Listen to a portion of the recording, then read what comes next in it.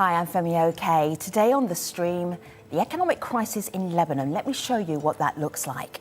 These are groceries that you could have bought in 2019 for 10,000 lira. And then in 2021, using the same amount of money, this is what you would take home. This is what economic collapse looks like. According to the World Bank, around about half the population in Lebanon currently living in poverty. So how are they coping? What does this actually mean?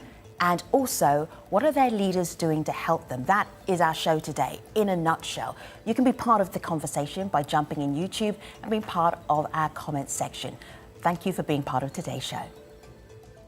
Honestly, I believe that more than 50% of the Lebanese citizens are not celebrating Ramadan. And even if they did, or they tried to celebrate Ramadan, I'm afraid of what's coming after this month, based on the unprecedented events, the economic situation, and everything that has been going on in the country.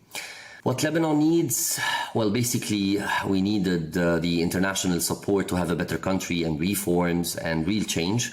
But now Lebanese citizens are looking for their basic human rights needs. They're looking for medication, for food and medical assistance. I think that my country needs a miracle. Lebanon needs a miracle now more than ever. Hello, Zaina. Hello, Assam. Hello, Lynn. We are going to dig deeper into this. Does Lebanon need a miracle? What would that miracle look like? First of all, Zaina, good to have you on the stream. Introduce yourself to our international audience. Well, I'm a correspondent with Al Jazeera. I've been with Al Jazeera since the launch back in 2006. I've reported from many countries, and Lebanon is among them. Assam, welcome to the stream. Good to have you. Introduce yourself to our viewers.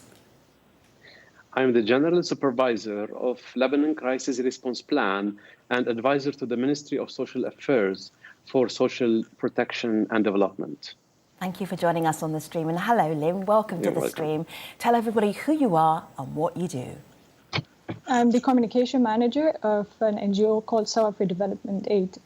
We were established in 2011 with the arrival of the very first 40 Syrian refugee families. And we've expanded our work on the ground. Thank you, Guess. Good to have you on the stream. Zaina, when you were listening to Joe Malouf right there, you reached out, picked up a pen, and you were poised to tell us what? Go ahead. Well, he said, Lebanon needs international help. The international community has repeated time and time again that it is ready to help.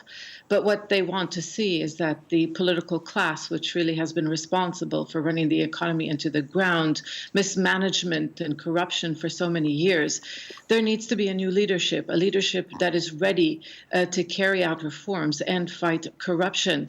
So the international community is ready to help. Miracle, well, no, you're just going to need a political class to think more about the country and its people instead of their own personal interests. Awesome. From the government's perspective, how do you explain to people in Lebanon what is going on right now with their economy? How would you do that? Actually, as Zaina said, it's cumulative over the years. But nowadays, in 2020, we had all the difficulties of the years and all the problems of the years happened today in 2020. We had the fiscal, economic deterioration. We have the pandemic of COVID. We had also the explosion of the port of Beirut. So all these compounded crises left us with the situation we are in, having poverty rates very high, more than 50%. Actually, our numbers say and indicate that we have more than 60% of the total Lebanese population living in poverty, and 25% of them are living below the extreme poverty rate, which means that they are under the risk of starvation. Lynn, this is shocking. It's deeply, deeply, deeply shocking. From your work in the NGO world, what does this mean? What are you seeing? Can you share a story with us? Definitely. I would start with the most shocking story because the impact of the economic crisis has left many people helpless, and it pushed some of the people to take even extreme measures such as committing suicide. Here's a story, for example. One of the recent stories that happened is that there was this kid who had like the school activity of which the teacher asked them to bring 1,000 Lebanese lira to buy a sandwich from outside the school. And when the kid approached the father to ask him for the money, the father did not know what to respond. He wasn't able to afford this amount of money to the kid, and eventually he committed suicide. So people are living in mounting amounts of stress. That they're not being able to afford anything that they can eat. People are exchanging. They're selling their furniture. They're selling the home pan just for an exchange for food that they can provide in by the end of the day. And there's so many stories like that. And the situation is really, really dire on the ground. Zaina, I'm just looking at this report quite recently that you did. Lebanon faces tough Ramadan amid insane food prices. There was one point in the report when a woman said, how are the poor going to eat? Like, how are they? Not even a sort of hypothetical question, but a real, we cannot afford food. Zaina. Yes, it's not longer just the poor; it's the middle class. The middle class has plunged into poverty. We've watched people wait for food handouts. They've been given cartons of boxes with rice and oil just to be able to survive. Food prices have increased fivefold. People are just buying their basic needs. You just walk down, a commercial district. Shops are empty. Nobody's even buying clothes. The other day I was at a mall and I asked how much a shoe was for a toddler. 1,200,000 Lebanese pounds. At the official rate, that's $800. And the black market rate, that's $100. But we have to talk black market rate now because that's dominating trading, because there's a lack of dollars in the country. And I just looked at the shopkeeper and she looked at me and she says, "You're shocked? It's not even my salary. I can't even afford it." And that's when they pay me my salary. There's a lot of desperation. Unemployment is on the rise. The economy, it needs billions of dollars. And then that's why I go back to say, politicians who have been governing this country for decades, they have a responsibility for the sake of the people. They need to move aside. They cannot, cling on to power because the international community is not going to help if they don't fight corruption. There's not going to be, and I've heard this word time and time again from Western diplomats, they've been saying there's not going to be a blank check this time.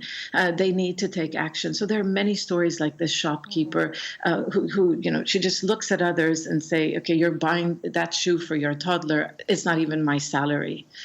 So it's really, really difficult times, not just for the poor, it's now the middle class. And there's a brain drain, doctors, nurses, they're leaving the country as well. And Lebanon prided itself with its, medical sector. There was medical tourism in this country. And now hospitals are barely able to cope. Asim, I would love to play a comment to you. This is from Professor Nasser Yassin, and he is from the American University of Beirut, who came up with the Fatouche Salad Index. And it's just a very simple idea. It's this amazing chopped salad with all these vegetables in it. And they tracked at the American University of Beirut how much it cost you to buy ingredients from one year to another year. This is what he told us earlier. Have a listen and then respond at the end of it, Asim. Thank you.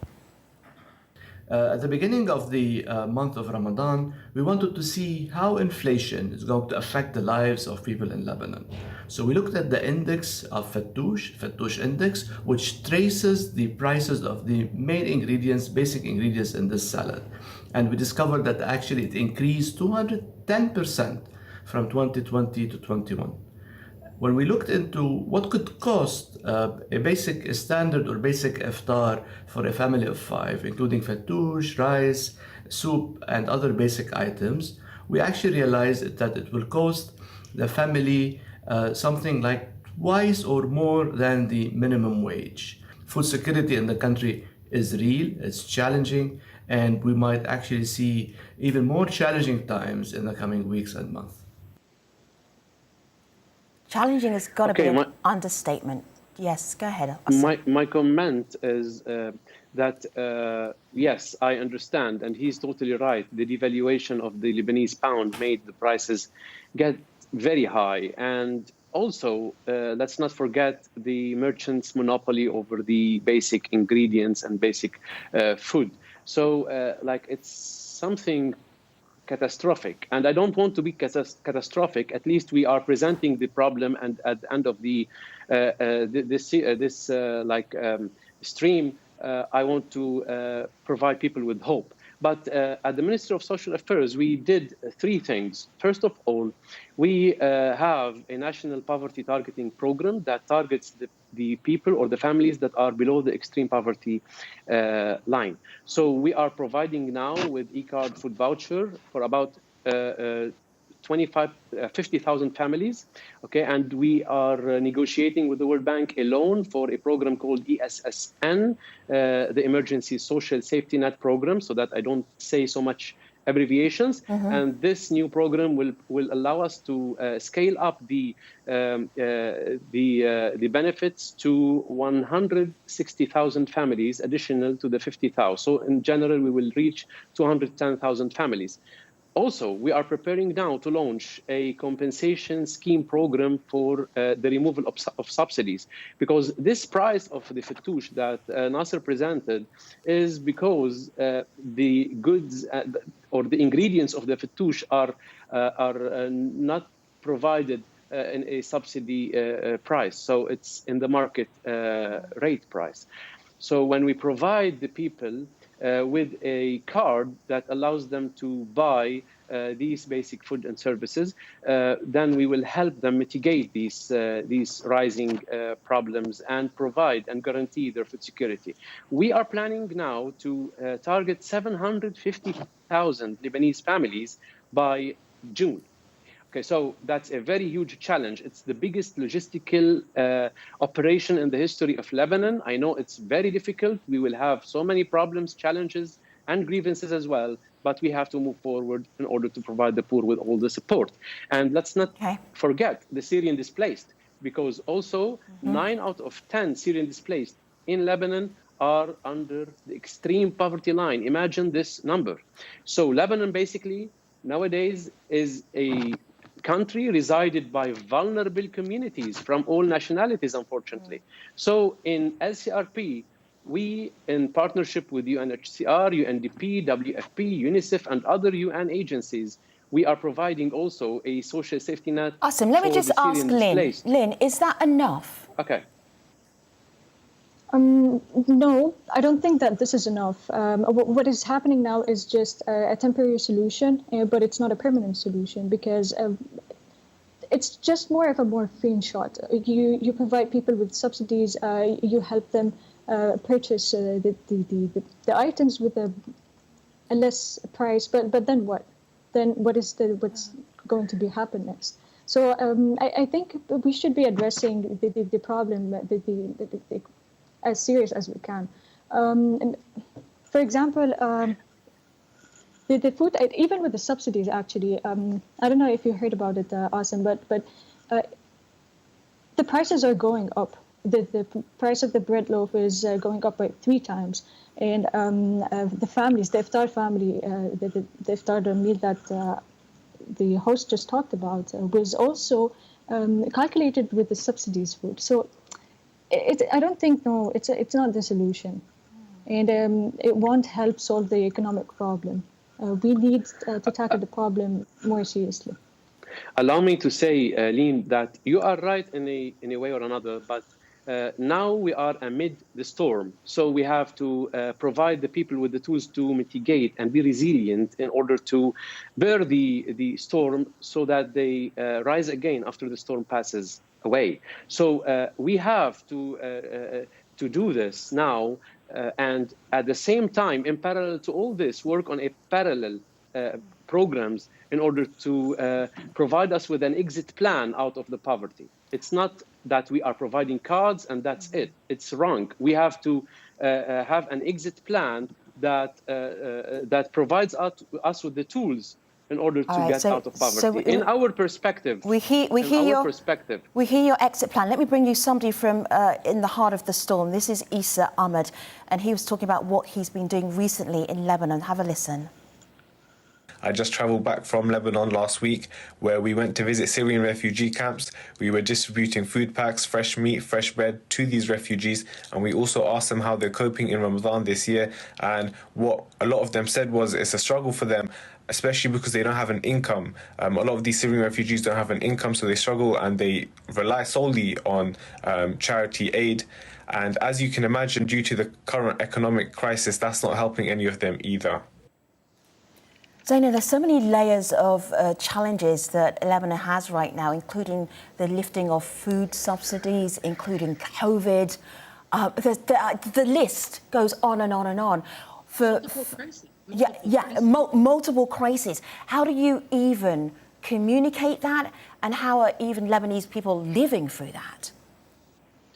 Well, it's very difficult, but okay, SM, fine, I understand, you want to help the poor, but these are ad hoc decisions. And and you're taking a lot of time. The World Bank, you use the word negotiations. There's already a deal. The World Bank has set conditions. The Lebanese government has not met those conditions. All they're asking is to vet the families. Allow me to say, Zaina, no, you are not right, because I was negotiating with the World Bank and I know exactly what's going on. We did a deal, yes, and we signed the agreement, but the Parliament of Lebanon did have some insights or some justifications for the deal, and then now we are waiting to be sent to Washington, D.C., to the headquarters of the World Bank, so that the Board of Trustees of the World Bank confirms the agreement, taking into consideration the... Sorry? Have you vetted the families who are supposed to receive this? The World Bank and everybody else, for that matter, they're a bit concerned that only supporters of the government are going to receive this aid.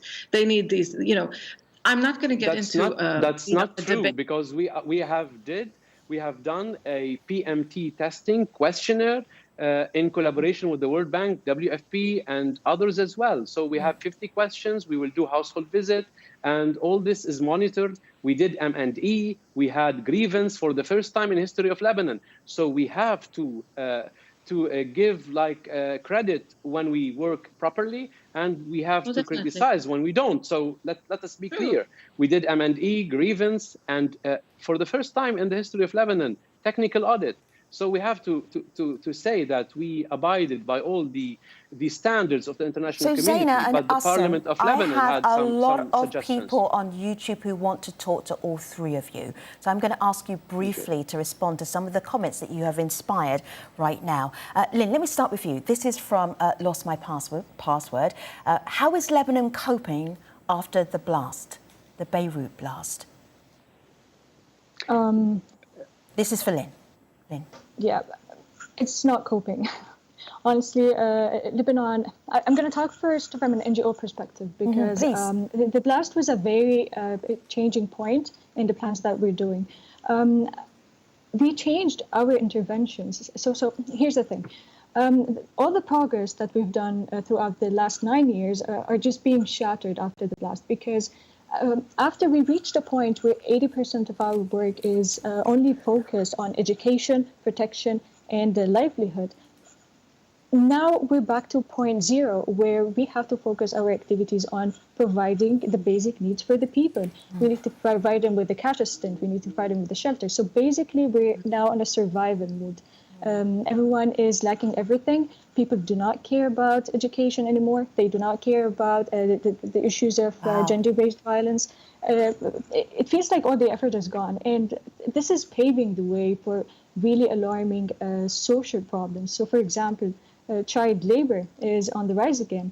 Many of the people are forcing their children to quit school because they need to work to provide their families with a piece of bread on the table by the end of the day. And you have early marriage on the rise again. We've done a really good progress, but now with the economic situation, we're forced to do that again. Lynn, thank you. There's so many more people on YouTube. Do you mind if I just share some more of those questions with your co-panelists? All right, so this is Johannes. Johannes says, and I'm going to ask him for a very quick response here, international help is essential for Lebanon to overcome this crisis. You don't have to agree, but I'm really interested in your instant reaction. Go ahead. Definitely, the international community, the international partners and friends have contributed a lot in the past decade for Lebanon, especially in LCRP. But definitely the needs are massively increasing, and also we have scarcity of resources nowadays in Lebanon, and we cope, and we really need this help from the international community nowadays. YouTube, you are on point with your questions. This one is for you, Zaina. This is from VAR. Unemployment, corrupt politicians who have been governing the nation for many years. We need men, I'm going to add, and women of integrity who have a true love for the people instead of themselves. Sorry to editorialise there. The politicians are like mafia. Zaina, go ahead. Well, they ran the economy into the ground. There's mismanagement, corruption, governance. I mean, people have lost hope, have lost faith in those who are in power. Warlords who turned into politicians, it's been 8 months since the government resigned in August in the aftermath of the Beirut explosion, and yet these politicians are fighting over influence in the next government. And it's not only internal power struggles, there's also regional dynamics at play, because Lebanon's politicians are tied to regional international players, and Lebanon is a battleground, a proxy state, where basically Lebanon is a card. So for these politicians, Lebanon and the Lebanese people are not the priority. We saw people take to the streets. Yes, they were not the majority. A lot of people still, follow their leaders, their sectarian leaders, for many different reasons. Some are afraid of the alternative, or the alternative really has not presented itself. People are still afraid, because there's this lack of loyalty as a nation state. But this protest movement fizzled out. It was met by a militarized state. People found it useless, really, to keep on taking to the street when you're up against power, which is ready to use all forms of violence, to keep people off the streets. So a lot of Lebanese have lost hope. Those who can have left the country. And that's why I talk about, brain drain. And SM, I wasn't criticizing you for the sake of criticizing, but it's been a year and a half. What have you, not you, what have those in power done for the people? 2-3 months ago, young men were in Tripoli demanding jobs, saying that we cannot survive when there's a lockdown. If we don't work today, I can't put food on the table. Did any government official respond to them? No, they shot at them. They killed one young man. So this is what I am saying. I'm not saying, and people are worried, and the World Bank is worried, and they're rightly so. Who are the families who are going to get these food coupons? Are they going to be people who really need help, or people who are going to vote for these politicians in the upcoming elections next year? So Lebanese have lost hope. I've reported from many countries across the world, conflict zones. I've covered wars. But watching a country slowly die, slowly collapse, watch people, the depression, the anxiety, and watching a leadership only thinking about themselves and not the people, that I have not seen, in my career. And I can say that I've seen quite a lot.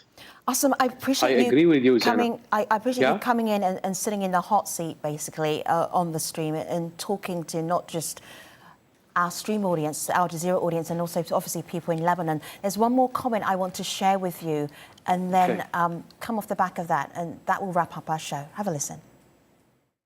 Despite all of this, the Lebanese government is stubbornly refusing to take any meaningful steps to address the economic crisis, daily violating people's right to an adequate standard of living.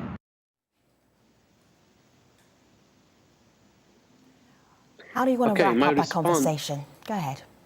My response to Zaina and to the lady, I'm not here to defend the government, but also it's nice to be objective. Okay, this government came in February 2020. Okay, and in less than 6 months, they experienced the deterioration of the economy and the devaluation of the pound, also the pandemic of COVID that affected the biggest and strongest countries in the world, and then the explosion of the port of Beirut. And let's not forget that in Lebanon, 40% of the population are non-Lebanese, from displaced Syrians and the Palestinian refugees. So all these compounded crisis led to this. Awesome, And thank you. Also, thank you so much. We appreciate it. Thank you very much. We appreciate you being on the show. Appreciate you, Lynn, and also Zaina as well. Okay. YouTube, your questions were on point. Thank you for being part of today's discussion. This will not be the last time you hear from Zaina or Lynn or Asim. Really appreciate you. Thanks for watching. I'll see you next time on The Stream.